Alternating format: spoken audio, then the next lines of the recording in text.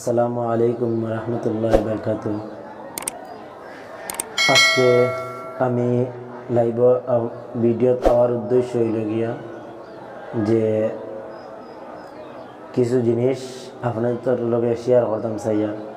হঠাৎ শেয়ার করতাম চাইয়া যে আমরা এখনও অনেক অনেক মুসলমান আছি, নাম মুসলমান, কিন্তু আমরার কাছে মুসলমানই কোনো কিছু নাই। যে অনেক মুসলমানের বাচ্চাই না চল, অনেক মুসলমান হলা চল, স্বাভাবিক জিনিস আমরা মক্তব্য পড়া যেগুলো ওগুলো জানি না। এর বাদে আমরা মুসলমান হিসেবে আমরা একটা ধর্মগ্রন্থ আল্লাহ দিয়েছেন, এই ধর্মগ্রন্থ শুদ্ধ সহি শুদ্ধ করে পড়তে পারি না।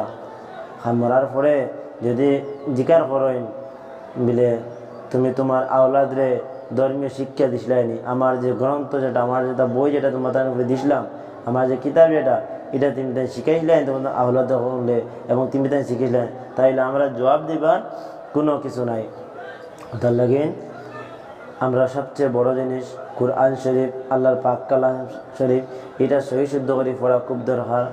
আর এইটা সহি শুদ্ধ করে যে যেসায় পড়িতে পারতো না, এগুলো কোরআন শরীফ পড়িতে হলে কিছু নিয়মকানুন আছে, এই নিয়মকানুনগুলা জানা আমরা খুব কর্তব্য, একান্ত কর্তব্য।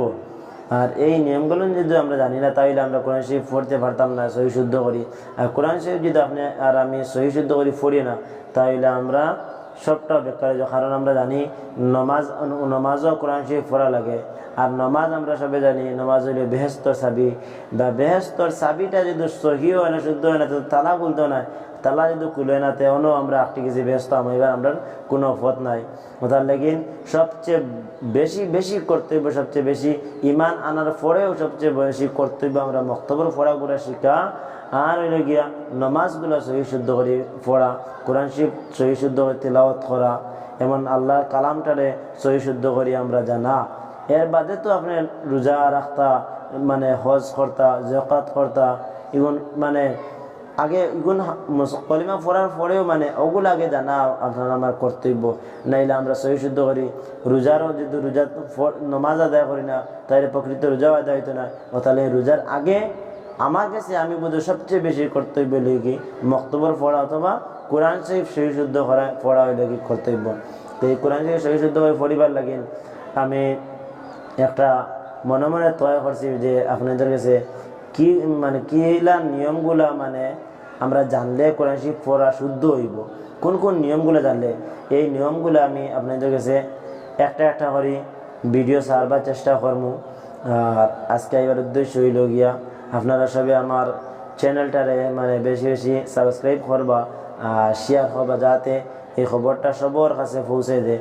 দেখুন আমরা যেন খুঁয়া না আপনার কাছে যেন আপনি আমারে অত টাকা দেন, অত করেন, অত আমার নিজের স্বার্থ নয়, সব হইলে কি দেখুন হয়তো আপনি জানেন পড়া শুদ্ধ হয়ে জানেন, অনেক আছে সহি শুদ্ধ করে পড়া জানেন না, কিন্তু তার ইচ্ছা জানবার খুব ইচ্ছা হয় পড়িতে করি, কিন্তু মূল মাত্রার নিয়ম কানুনগুলো জানে না, অর্থাৎ সহি শুদ্ধ করে পড়িতে গেলা তার এই পরামর্শ কেউ দেন না, এই মানে নিয়ম কানুনও জানেন না।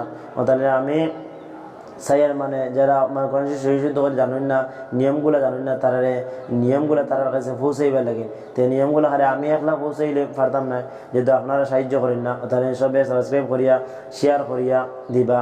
আর দেখেন আমরা জানি যেন টাকা পয়সা দিলে যে সদকা এটাও নাই, ইলা নাই। আপনি যে কোনো একটা বালা খাম যদি বালা খামার যদি শরীর করেন, যে কোনো বালা খামরা যদি আগুয়ে দিন, তো এটাও আপনার লাগে একটা সদকা। লাইভ আপনি যদি কোনো একটা স্কুল বানাই দেন, এটাও সদকা। কোনো একটা হরতাল যদি ফোরাইন, এটা তো বেশি বড় সদকা। এমনকি কোনো জিনিসের যদি কোনো বালা একটা জিনিস যদি আপনি আপনার দ্বারা যদি বোধ হয় আগ বাড়ে, এটা যদি আপনি তোরা সাহায্য করেন, তো এটাও আপনার সদকা।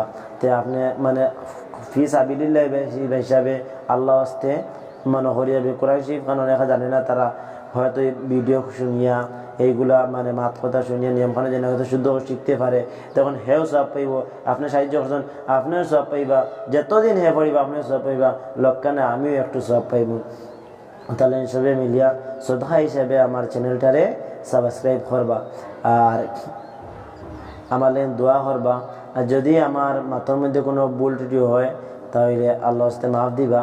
আর আমি ইনশাআল্লাহ খুব জলদি আপনাদের কাছে ভিডিও পাঠাইবার চেষ্টা করবো। কেউ যদি বুঝেন না আমার ভিডিওর মধ্যে, তাহলে কমেন্টও হইতে পারবা। আসসালামু আলাইকুম।